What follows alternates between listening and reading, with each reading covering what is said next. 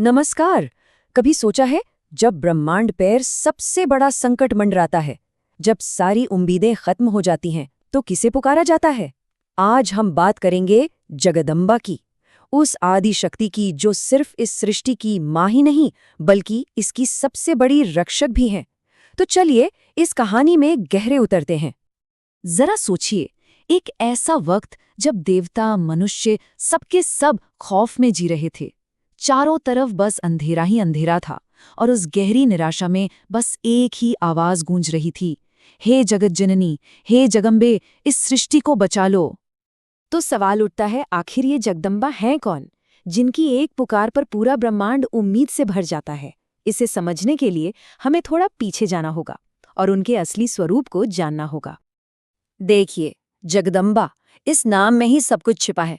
जगत यानी कि ये पूरी दुनिया, ये पूरा ब्रह्मांड, और अम्बा यानी माँ, तो मतलब हुआ पूरे जगत की माँ, वो आदि शक्ति जिनसे ये सब कुछ बना है।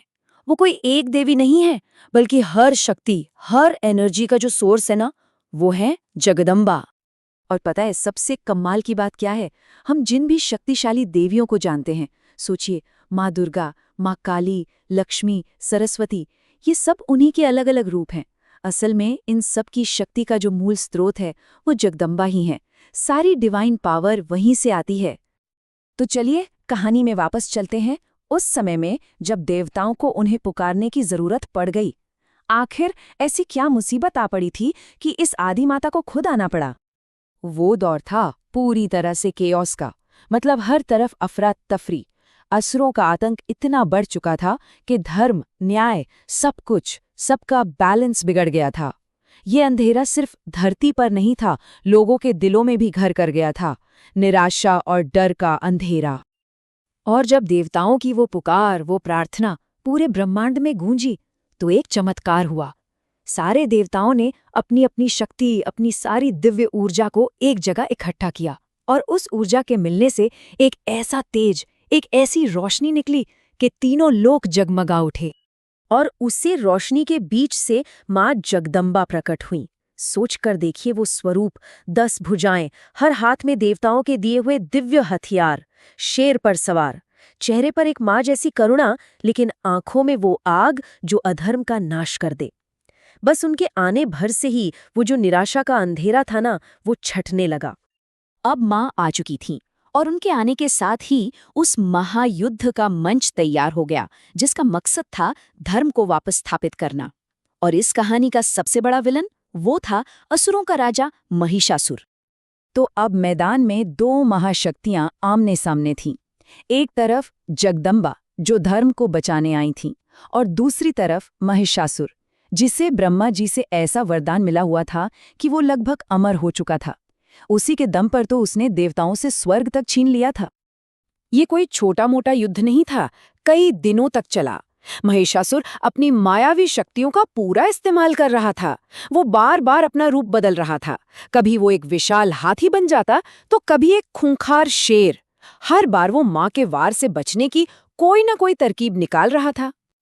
लेकिन आखिर में जब उसने एक भैंसे का रूप लिया, बस वही उसका आखिरी रूप था। माँ जगदम्बा ने अपनी त्रिशूल से उसका अंत कर दिया। और उस एक पल में सिर्फ एक असुर नहीं मरा था, बल्कि पूरे ब्रह्मांड को उसके आतंक से आजादी मिली थी। धर्म की जीत हुई थी। महिषासुर का अंत ये सिर्फ एक लड़ाई की कहानी नहीं है। ये कहानी हमें जगदम्बा के असली स्वरूप के बारे में बताती है। एक ऐसा स्वरूप जिसमें माँ का प्यार भी है और एक योद्धा की शक्ति भी। और यही उनके स्वरूप का सार है। वो एक ही साथ दो रोल में है। एक तरफ वो माँ है, जिसमें बेहिसाब करुणा है, प्यार है, और दूसरी तरफ वो शक्ति हैं जो न्याय के लिए लड़ती हैं, जो अन्याय को खत्म करती हैं। यही जो बैलेंस है ना, यही उन्हें जगदम्बा बनाता है।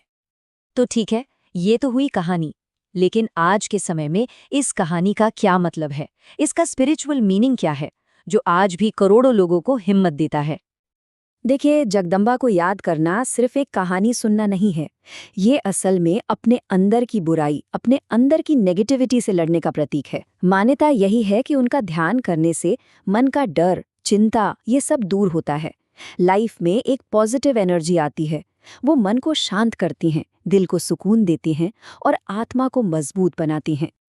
और आखिर में ये पूरी कहानी हमें एक बहुत गहरे सवाल पर लाकर छोड़ देती है कि जो इस ब्रह्मांड की सबसे बड़ी रक्षक है, वही इसकी सबसे बड़ी माँ भी है। इस बात का आखिर मतलब क्या है?